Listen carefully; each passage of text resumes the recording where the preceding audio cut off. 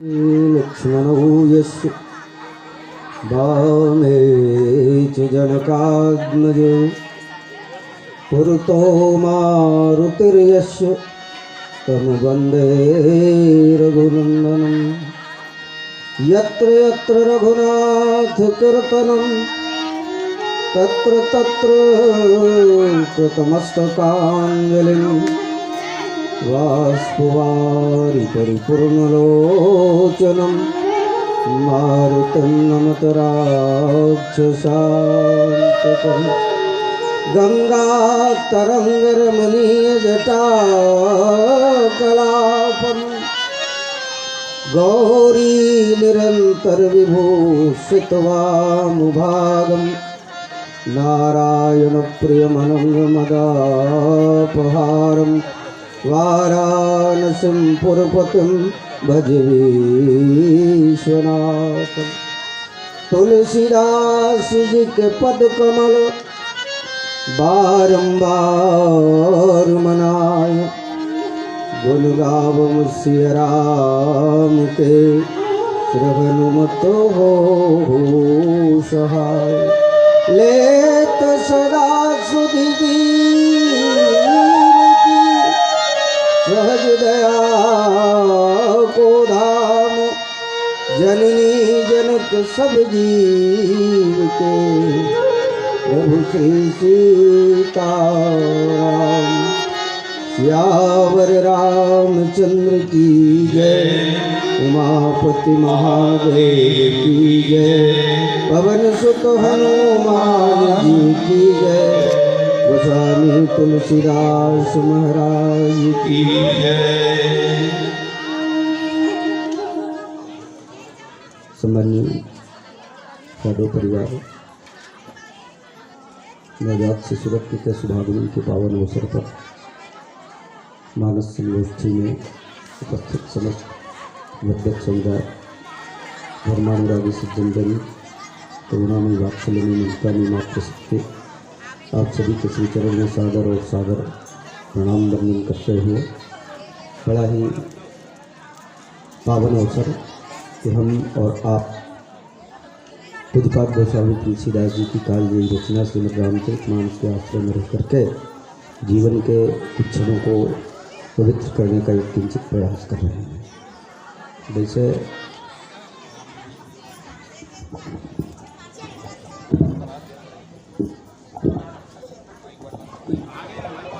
Hello hello hello,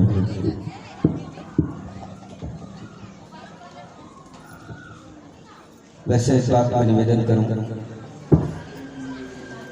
जिंदगी में अर्थ का महत्व कम नहीं है, लेकिन अर्थ ही सब कुछ है ऐसा मानना भी सही है।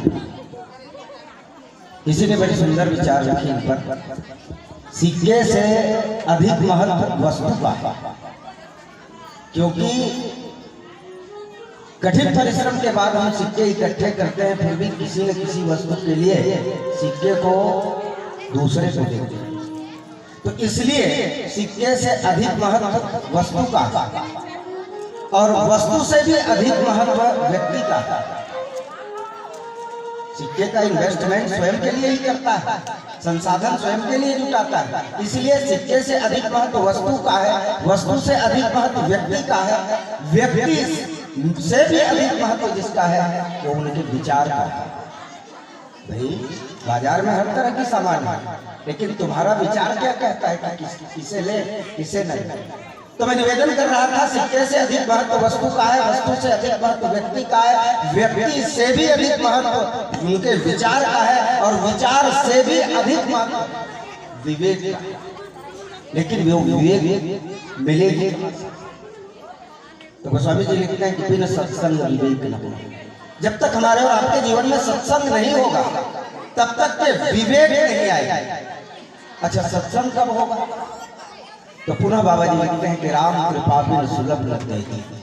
जब तक हमारे और आपके ऊपर ईश्वरीय कृपा नहीं होगी तब तक सत्संग परिप्राप्ति नहीं होगी, या सत्संग का सुयोग नहीं कर पाएगा। निश्चित तौर से हमारे और आपके ऊपर ईश्वर की महती अनुकंपा कि हम और आप इस उत्सव के या जन्मोत्सव के पावन अवसर को सत्संग में परिणत करके राम कथा के माध्यम से सत्संग का लाभ लेने जा रहे हैं। वैसे आज के पावन प्रसंग में एक पंक्ति को केंद्र में रख करके कुछ बातें आपसे ही सुनी हुई बातें आपके बीच रख देना चाहता हूँ। पूज्यपाद गोस्वामी तुलसीदास जी ने बालकांड के प्रसंग में राम जन्मोत्सव के प्रसंग में एक बातें लिखी, ये नाम कर अवसर जाई भूप बोली पठे मुनि जाई कि कर पूजा भूपति असुभाषा अधरिय नाम जो मुनि गुण राखा। वैसे पूज्यपाद गोस्वामी तुलसीदास जी ने श्रीमद् रामचरितमानस के प्रारंभ से ही ये बातें अवगत करा दी कि राम जी कोई साधारण व्यक्ति नहीं, यद्यपि राम जी मनुष्य की तरह दिखते हुए भी मनुष्य नहीं है। बालकांड के मंगलाचरण में लिखते हैं कि राम जी है कौन। प्रारंभ में यन माया वस्वर्त विश्वमखिलम ब्रह्मादि देवासुरा यस्य त्वाद मिसैव भाति सकलम रज्जौ यथा हेरम भ्रम। भगवान आदिदेव शिवशंकर गिरिजा जी से कथा सुनाते हुए ये बातें कहते हैं कि पार्वती है गिरिजा बिन पर चले सुने बिन काना कर बिन कर्म करे बिनाना आनंद रही सकल रस भोगी बिन वाणी वक्ता बड़ जोगी असभ भात अलौकिक करनी महिमा जास जाई नहीं परनी जय ही मिगावै वेद बुद्ध जाई धरई मुनि ध्यान और सोई दशरथ सुत भगत हित कौशलपति भगवान। अन्यत्र गोस्वामी तुलसीदास जी ने राम के विषय में लिखा कि एक अनील अरूप अनाम अज सच्चिदानंद परधाम। राम जी जब अरूप है तो अरूप का नामकरण नहीं किया जा सकता, और स्वरूप है तो नाम के बिना संसार में किसी भी तरह की गुजारा नहीं हो सकती। नाम धर में तबे तो गुजर हो ही भाई, कौन हो एक की गाय बन गई, गाय बन गई से वो खोजे, नाम तो उस समय नहीं था। जब नाम नहीं था और गाय बन गया, अब वो खोज रहा था, ओला देखे इसका, ओला देखे इसका, तो खोजत क्यों ओला इसे, अब तो ओला कहे से कोई समझ में आई था। अब उसने तब तो एक परात में गाय की गोबर उठा ली और गोबर उठा करके उसको दिखलाने लगा, ये जिसका है उसको देखो क्या इतना झंझट। इसलिए नामकरण किया गया, सब ये हमारी सुविधा के लिए नामकरण। तो जिनका स्वरूप नहीं है वो रूप में आ गया तो उनका नामकरण होना ही है। और नामकरण एक संस्कार में गिना जाता है। 16 संस्कार में हम सनातन धर्म में हैं, हमारा समग्र जीवन आबद्ध, लेकिन बड़ी दुख के साथ ये कहना पड़ रहा है कुछ एक संस्कारों के अलावा सारे संस्कार हमारी विलासिता और भोग लिप्सा निगल रही है। इससे सतत सावधान रहने की जरूरत है। अब एक बात और मैं कह दूं, ये बातें तो दूर की बात हुई, लेकिन और करीब की बात आपसे करूं कि इन सभी संस्कारों के लिए एक तिथि निर्धारित थी। आज तिथियां भी प्रभावित हुई, तिथियां भी प्रभावित हुई। यहाँ पर एक अवेली नाम का गांव है खैरगढ़। अब जन्मोत्सव में रामायण पढ़ने के लिए गया, अब अंतिम में जन्मोत्सव के गीत गाए जाने लगे। उस समय हमको बोलना पड़ा कि बच्चे को ले आओ और उसको झुलाओ, नहीं तो हमें तो हम बुलाएंगे।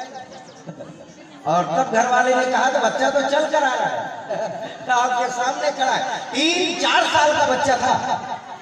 अब उनका जन्मोत्सव हो रहा था, छठी मना रहे थे। ऐसी भी परंपराएं नहीं होनी चाहिए। निर्धारित तिथियों के कुछ दिन अंतराल हो सकते हैं, लेकिन आज परंपरा बड़ी विचित्र हो रही है। नामकरण 12 और 13 दिन में होनी चाहिए, कन्या और 12 और 13। आज छठी घला साल भर 1.5 साल बीत जाते, बर्थडे हो नाने को वही है, विनोद ने कहा था नाने को वही है संग्रह छठी मना दे, ऐसे कि कभी रोके हैं। ठीक है भाई, आपकी जैसी इच्छा, लेकिन परंपराओं का निर्वहन होते रहना चाहिए, हो जानी ही चाहिए। कुछ कुछ परंपराएं छठी तो यह समय हो तेनो समझ में नहीं आती, मैं बड़ा पते के साथ कहता और अभी हो तेनो समझ से परे तो यह समय छठी है मतलब 6 दिन में होनी चाहिए। यदि पहले से आना 5 दिन में करे छठी 5 दिन में तो उसका पंचमी नाम होना है, इसकी छठी नाम होना है, तब तो पंचमी ही नाम होना है।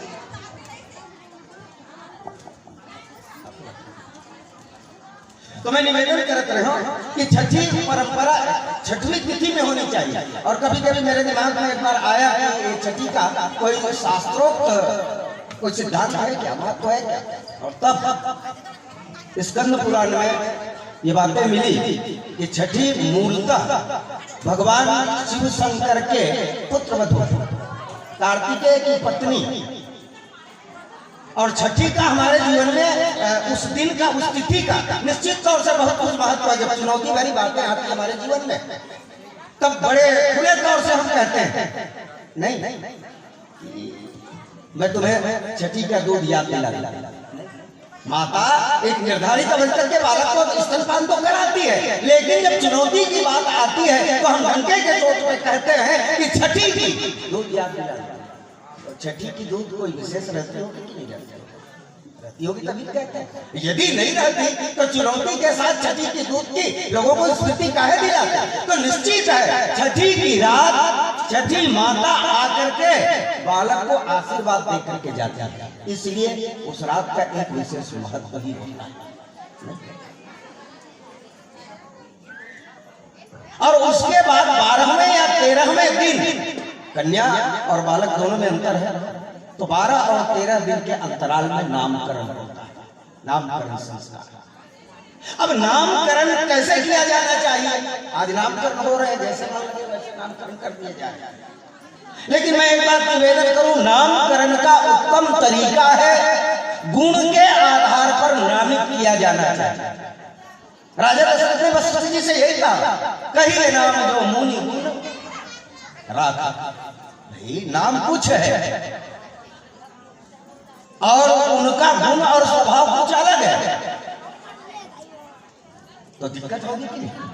उनके स्वभाव के अनुकूल होना चाहिए, उनके आचरण के अनुकूल होना चाहिए जो नामकरण किया गया है, अन्यथा उस नाम की सार्थकता नहीं है। एक बात बताऊं, पूज्यपात राजेश्वर आनंद जी कहा करते हैं गांव बैठकर सकले जब रामायण के आयोजन होना है सब चंदा लिखवाई एक जन के दानी राम है नहीं उन भले न सभी तौली पाडर ये सब तो देते हैं और का देख जरूरत है नहीं यज्ञ है आप सबकी ओर से पढ़नी चाहिए। आप भी कुछ दो, बहुत विचार करके थैली में हाथ डाल। और कई लोगों की बहुत बारी बारी साफ होती है, भीतर में बहुत सारे नोट हैं लेकिन कितना निकालना है बिल्कुल ऐसे सरका करके अपना अंदाजा लगा लेते हैं। भीतरी बने टमर के ना एक सिक्का मुठा में धरे गर्मी के दिन है बहुत देर तक धरे दाव फिर गजब देर हो गए तो मन में विचार करते अब जाते कहा पेट नजर देख लो नहीं भाई अब जा एक नजर देख। अब गर्मी के दिन है चूंकि हाथों में पसीना आ गया और सिक्के को खोल करके देखा तो पसीने की बूंद दिखाई दी, पसीने का दिखाई दी उनको, तो कहने लगा कि भैया मैं तुम्हें खुआ दिया था लेकिन अब देने वाले मेरे सामने नहीं। बोले काहे नहीं दोगे, तो बोला मैं तो देने के लिए तैयार था, ये सिक्का ही हो रहा है नहीं अब सिक्का रोक कर मैं कैसे दे दूं। तो ऐसा के दानी राम नाम धन देते ठीक है, कहा ऐसे करता ऐसे नहीं होना चाहिए। तो गुण आधारित नामकरण किया जाना चाहिए, जैसा उनका स्वभाव होगा जैसा उनका गुण होगा उस हिसाब से उनका नामकरण हो, तो ये सबसे सर्वश्रेष्ठ नामकरण करते हैं। लेकिन ऐसे नामकरण करने वालों भी सब जगह उपलब्धता नहीं, बड़ा दुर्लभ है उपलब्धता। तो फिर ऐसे लोग नहीं है तो फिर नामकरण कैसे किया जाए। ज्योतिष के आधार पर नामकरण करना चाहिए और ज्योतिष के नामकरण आधार पर नामकरण बड़ा ही सार्थक है। लेकिन दिक्कत उनके साथ यह है कि समय की बोध परफेक्ट नहीं रहता, वास्तविक नहीं रहता। प्रसूता गृह में प्रसव वेदना में जब माताएं रहती इस समय सारी माताओं का ध्यान प्रसूति कक्ष में केवल प्रसूता की ओर ही रहती है, घड़ी की ओर किसी का ध्यान नहीं रहता। और इसलिए वो समय परफेक्ट नहीं होता। उस समय पर यदि कंफर्म नहीं है तो उनके ऊपर नक्षत्र और राशियों का प्रभाव जो पड़ना चाहिए आपके गणित के मुताबिक सही नहीं रहता। तो फिर तीसरी परंपरा क्या है नामकरण की? तो तीसरी परंपरा बुजुर्गों ने महीनों के आधार पर, नाम के आधार पर नहीं, चैत में हो है चैतू, बैसाख में हो गए बैसाखू, है नहीं, जेठ में हो गए जेठू, ऐसे महीनों के नाम के साथ बुजुर्गों ने नामकरण करना शुरू कर दिया। और ये भी नहीं जमा तो कालांतर में दिन के नाम के साथ जोड़ करके बुधारू, शुक्रवार, है नहीं, मंगलू, इतवारी, ऐसे नाम। तो ये 4 तरह के नामकरण हैं। राजा दशरथ गुरु वशिष्ठ को बुलाते हैं, बुला करके कहते हैं कि नामकरण कर अवसर जानिए, अवसर समय जान करके। बिल्कुल होती थी आ गई है जब चारों कुमारों का नामकरण होना है। वो बोले पठिए मुनि ज्ञानी करी पूजा भूपति भाषा धैर्य नाम जो मुनि गुण रहा है। मुनि आपने जो गुण करके रखा है, विचार करके रखा है, वो नाम अब कहिए। और तब नामकरण के समय क्रमशः माताएं बच्चों को लेकर के बैठी। नामकरण में एक चीज लोगन कई बार पूछते हैं, जन्म के क्रम में और नामकरण के क्रम में अंतर है। वैसे है कि नामकरण में छोटे बड़े को देखा जाए तो भी अंतर है, डिफरेंस। लक्ष्मण जी का अंतिम में नामकरण किया गया और कई लोग इनका समाधान ये करके ढूंढ लेते हैं और स्वागत भी करता हूं उन लोगों का समाधान को कि लक्ष्मण जी चूंकि शेष है और शेष आधार होता है, इसलिए आधार को नीचे रख करके ऊपर सभी का नामकरण किया गया। लेकिन संतों से हमने कहीं सुनी है इस संदर्भ में कि क्रमशः कौशल्या, कैकेयी और सुमित्रा तीनों माताएं बैठी अपने अपने बालक को लेकर के गोद में। अब चूंकि बालक 4 थे, माताएं 3 थी, तो दिक्कत ये हुई कि एक बालक एक्स्ट्रा हो रहा है, तो राजा दशरथ को बिठाया गया। अब कौशल्या रामलला को लेकर के बैठी और कैकेयी भरतलाल को लेकर के बैठे। फिर आई दिक्कत अब सुमित्रा के साथ। सुमित्रा मैया जो है, लक्ष्मण और शत्रुघ्न 2 कुमार हैं और किसी भी माँ बाप की सारे संतान के ऊपर तो स्नेह होता है, लेकिन सबसे ज्यादा लगाव यदि माताओं को रहे या पिताजी को भी रहे तो छोटे बच्चे के ऊपर रहे। तो सुमित्रा मैया शत्रुघ्न को लेकर के बैठ गई। अब फिर बगल में बैठे राजा दशरथ और दशरथ ने लक्ष्मण कुमार को गोद में लेकर के। तो इसलिए नामकरण जब हुआ, राम जी का हुआ, भरत जी का हुआ, शत्रुघ्न जी का हुआ और तीनों कुमारों के नामकरण होने के बाद अंत में लक्षण धाम राम प्रिय सकल जगत आधार और गुरु वशिष्ठ तेरा का लक्ष्मण नाम उदार। ये नामकरण संस्कार गुरु वशिष्ठ जी करते हैं चारों कुमार। वैसे ब्रह्म ही 4 ग्रह में आकर के अवतरण हुए थे।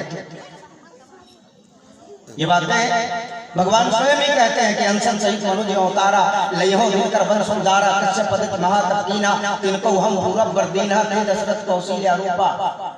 ये सारी बातें कहते हैं। तो यहाँ एक दिक्कत ये है कि अंश कौन जो आकर के अवतीर्ण हुए, अंश कौन? वैसे सहज में देखा जाए तो ईश्वर अंश जीव अविनाशी चेतन अमल सहज चुपरासी, सारा समग्र जीव जगत जो है ईश्वर का ही अंश है, लेकिन मुख्य अंश ब्रह्मा विष्णु और शंकर। गोस्वामी तुलसीदास जी ने लिखा कि विष्णु विरंज शंभु भगवान और उपजे जासु अंश तेना, और इनका स्पष्टीकरण होता है कब बोले नामकरण। गुरु वशिष्ठ ने कहा कि जो आनंद सिंधु सुख राशि, कि जो आनंद सिंधु सुख राशि असी करते त्रैलोक सुपासी।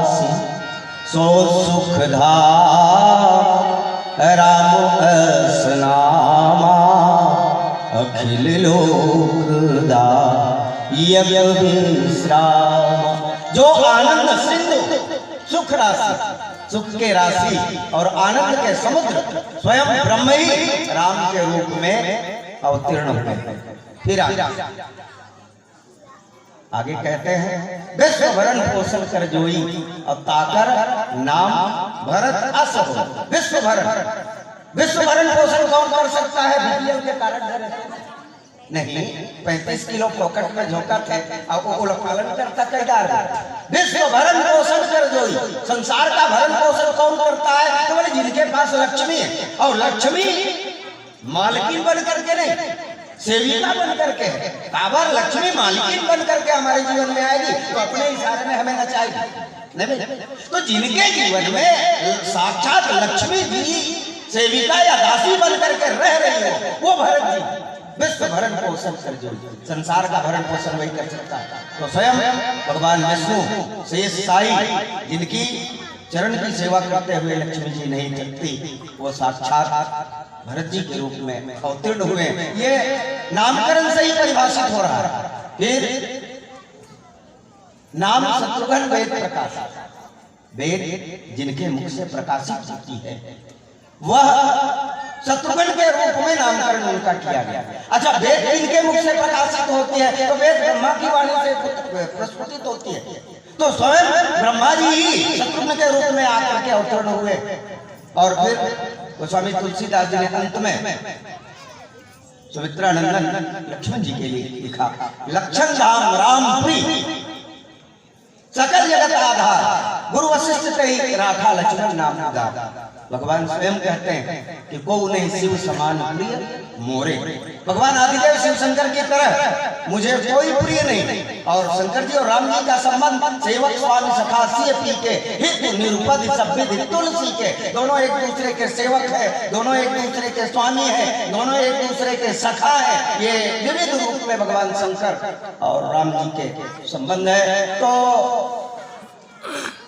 पंक्तियों से यह ध्वनित होता है कि साक्षात लक्ष्मण जी महाराज जो करालम महाकाल कालम कृपालम शंकर जी हैं, ऐसे शंकर के रूप में आकर के राजा दशरथ के आंगने में अवतीर्ण होते हैं। और कुछ बात गोस्वामी तुलसीदास जी ने लिखा कि ब्रह्म निरंजन निर्गुण विगत विनोद असो अज प्रेम भगत दिवस कौशल्या के गोद।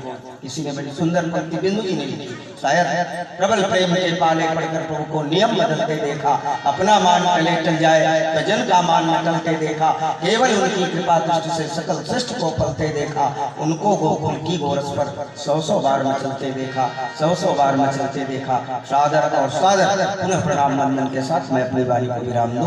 बोल दे जरा।